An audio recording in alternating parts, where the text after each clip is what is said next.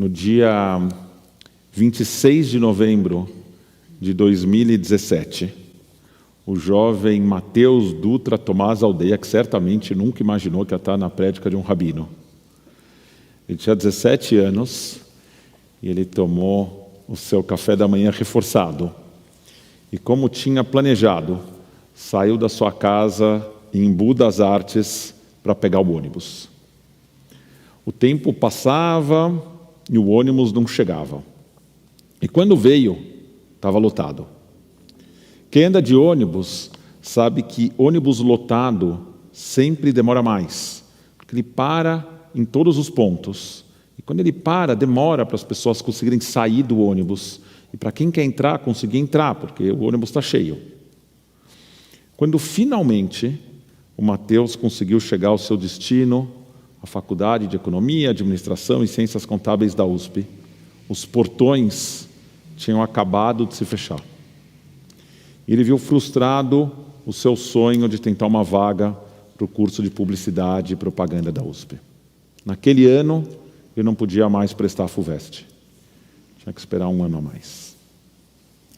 Todo ano, no final de Yom Kippur, na cerimônia de Neilá, que quer literalmente se dizer trancamento, eu fico pensando nessas cenas que a gente, vez por outra, vê na TV, de gente que chegou 1 minuto atrasado para uma prova importante e deu com o portão fechado. No caso específico do Mateus, as testemunhas juram que ele chegou 1 minuto antes, mas que o portão foi que se fechou antes da hora. Como eu disse, Neilá quer dizer trancamento. E como eu falei lá no comecinho de Neilá, desse ano, lá no Arthur Rubinstein, tem muito debate na tradição judaica sobre o que de fato está sendo trancado.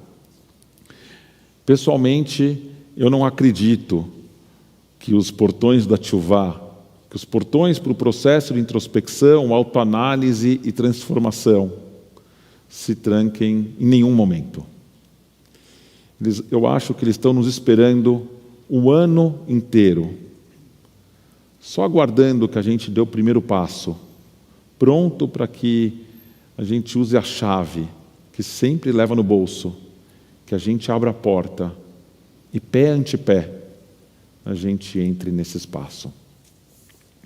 Mas segundo algumas tradições místicas, é só em Hoshana Rabbah, o 7º dia de Sukkot, que é o dia que acabou de terminar, faz 50 minutos ainda era Hoshana Rabbah, que o processo de inscrição, confirmação e selamento dos nossos nomes no livro da vida é encerrado. O livro da vida, segundo essa leitura, fica aberto até Hoshana Rabbah. Aí, Hoshana Rabbah, Deus fecha o livro. Mas, como eu disse, eu acredito que as portas da Teshuvá estão abertas o ano todo. Mas, além dessa função de Hoshana Rabbah ser o dia em que Deus fecha o livro da vida, Hoshana Rabbah é um dia especial no qual a gente especialmente a gente faz pedido por água. Segundo a Mishnah, o mundo todo é julgado em Sukkot. Ao longo de Sukkot inteiro, o mundo todo é julgado com respeito às chuvas que vão cair.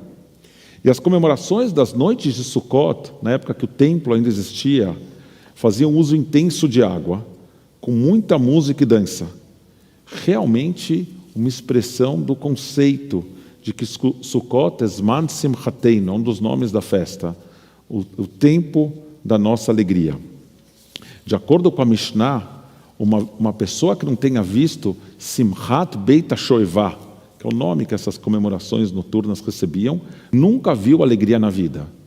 E essa música que o Eskenazi cantou logo no comecinho do nosso Kabbalat Shabbat, é um dos versos associados a essa ideia.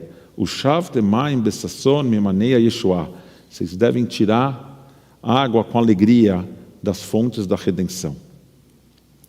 Nesse contexto de pedidos por chuva, Hoshana Rabbah, que é o último dia de Sukkot, então se Sukkot é a oportunidade para a gente pedir por chuva, Hoshana Rabbah, que é o último, é assim como a gente faz tudo que a gente deixa para a última hora, é a nossa última chance de a gente implorar por água na medida certa, nem de mais nem de menos. Parece que Deus resolveu escutar as nossas rezas de Hoshana Rabbah nessa sexta-feira tão chuvosa. Hoje em dia, a gente vive em sociedades urbanas, nas quais, na maioria das vezes, a gente não pensa em como a água e as chuvas são essenciais para a vida. Pessoas que dependem da agricultura. E talvez tenha alguém que está assistindo esse Kabbalat Shabbat e que é um agricultor, sabe muito melhor do que nós urbanoides a importância da água e da chuva. Mas além da gente ter se afastado da agricultura e da importância da chuva, a ideia de rezar por chuva nos parece tão contrária à nossa mentalidade científica que aqueles entre nós que se dispõem a participar desses rituais, o Shana Rabbah, tem a Kafot, a gente vai rezando 7 círculos fazendo pedidos, faz mais por concessão ao folclore judaico do que por realmente acreditar que uma reza ou um jejum pedindo por chuva possa ter qualquer impacto prático. O rabino Yedidiah Sinclair, que trabalha com a Hazon, que é a principal entidade judaica trabalhando em questões ligadas ao meio ambiente e à sustentabilidade nos Estados Unidos. O rabino Yedidiah Sinclair diz que essa perspectiva, de separar a nossa conduta dos impactos da natureza teve início logo depois do terremoto de Lisboa, em 1755, que os especialistas imaginam ter atingido um valor entre 8,79 na escala Richter, quer dizer, um terremoto muito, muito forte, entre os terremotos mais intensos dos quais a gente tem notícia. É óbvio que o medidor, para a gente ter certeza de qual foi o impacto do terremoto, não existia ainda, mas a estimativa é que tivesse entre 8,7 e 8,79. Voltaire, o filósofo francês da época do Iluminismo, que vivenciou esse momento em Lisboa. Ele não estava em Lisboa, mas ele estava vivo nessa época.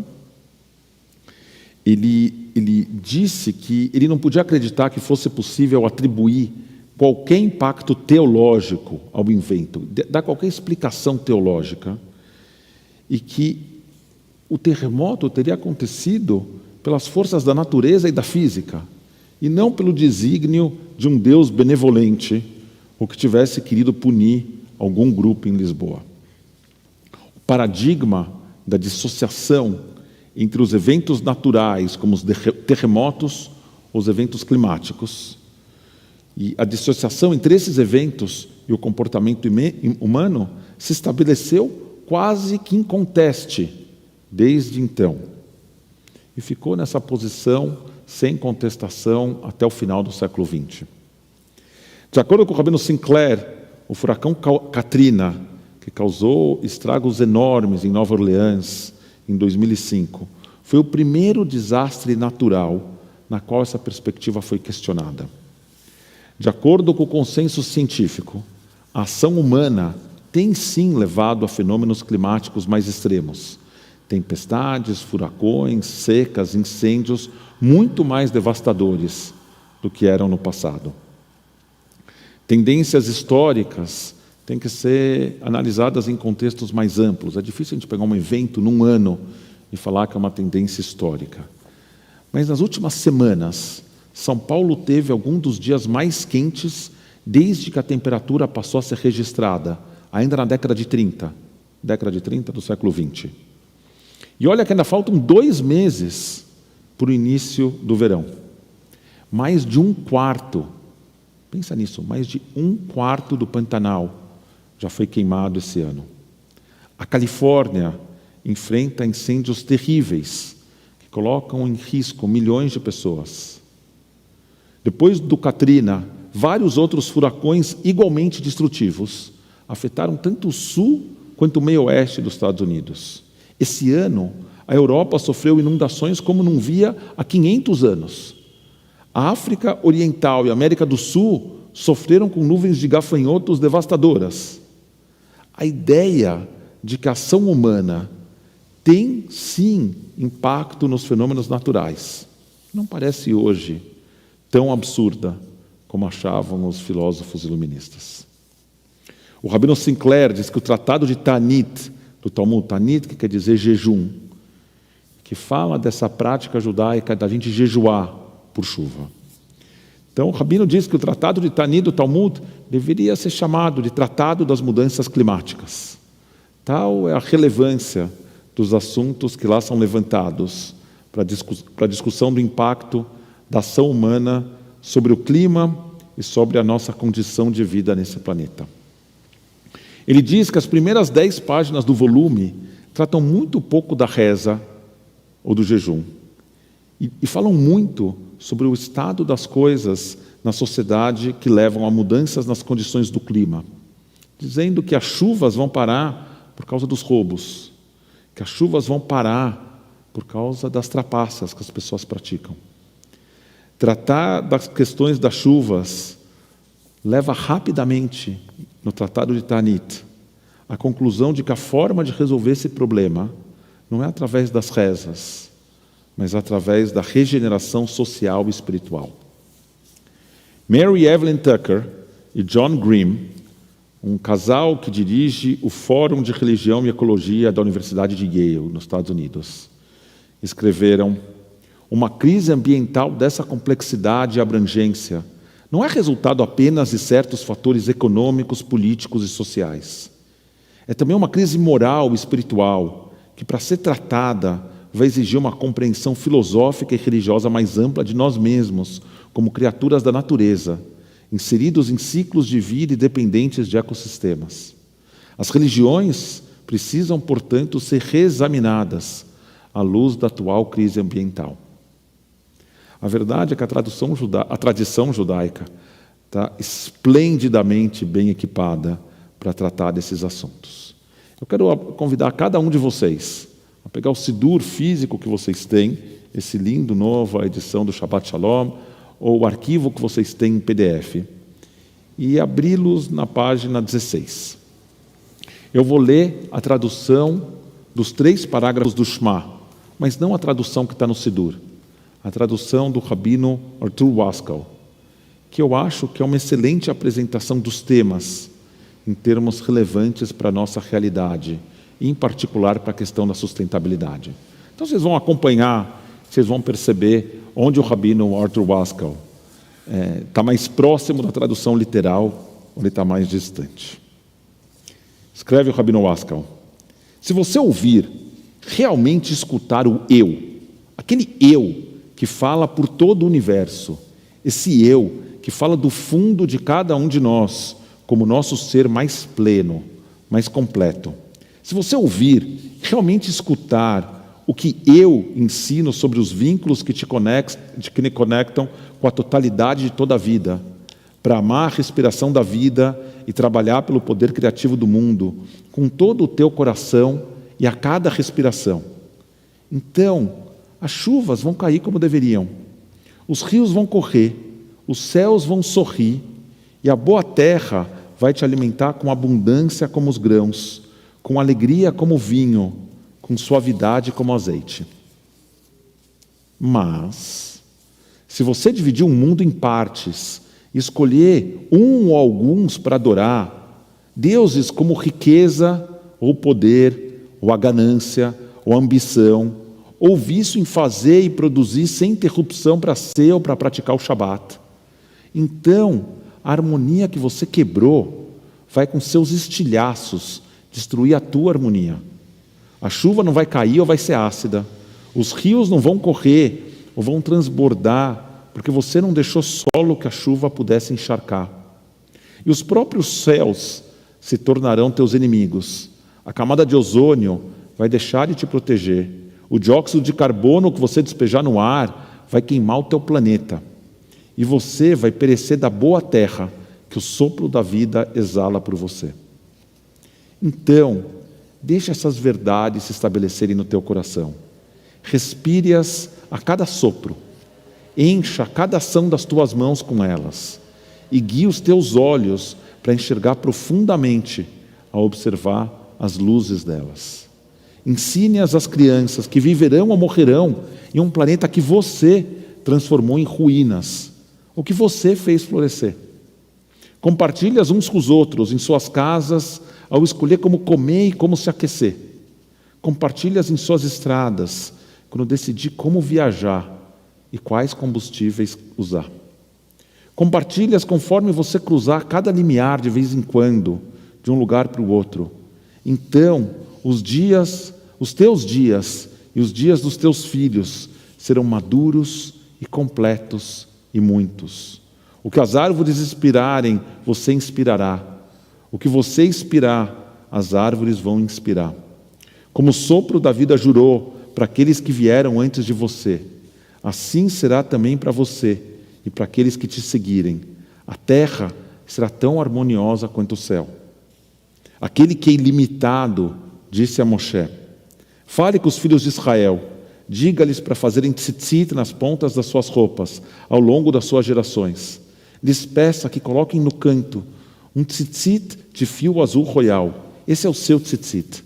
Olhe para ele e lembre-se de todas as mitzvot de Adonai e cumpra-as, para que não vá atrás dos desejos do seu coração ou do que chamar a sua atenção, para que você se lembre de cumprir todas as minhas mitzvot e de ser santo para o teu Deus. Se escutarmos, se realmente escutarmos o que a nossa tradição está nos dizendo, ela está clamando que as nossas ações importam e têm impacto, e é nossa responsabilidade cuidar pelo impacto das nossas ações. Quem assistiu a conversa ontem sobre Kohelet, entre os 3 rabinos da CIP e a rabina Nelly Altenburger, viu a relação que a rabina Nelly estabeleceu entre a destruição do templo em Tisha B'Av e a construção da Sukkah em Sukkot. Com o templo e a sua estabilidade permanente foram embora as nossas certezas, a nossa crença em um mundo no qual os sacrifícios animais eram suficientes para sustentar nossa relação com Deus e com o mundo. Uma Sukkah, com toda a sua fragilidade, é a resposta humana a um mundo que percebemos como vulnerável e em constante transformação. Eu ainda me lembro quando a gente levava as garrafas de refrigerante de vidro para o supermercado e recebia o depósito de volta. E quando essa prática teve fim pela introdução das embalagens PET. Contrariando as palavras do Shema, nós nos deixamos sermos seduzidos pelos nossos olhos e principalmente pela conveniência de não ter que lavar, pela conveniência de não ter que guardar, pela conveniência de não ter que devolver, pela conveniência de podermos agir sem considerarmos as implicações dos nossos atos para o futuro do planeta. Um planeta que a gente vai deixar para os nossos filhos. Quem sabe, na sequência desse Hoshana Rabbah de 5.781, ao término de Sukkot desse ano, a gente consiga escutar as nossas próprias súplicas, escutar as nossas próprias rezas, escutar o que diz o Shema e deixe de idolatrar a conveniência. Sukkot chegou ao fim. O livro da vida, pelo que dizem por aí, está fechado. Mas os portões da Teshuvah estão escancarados e nos esperando.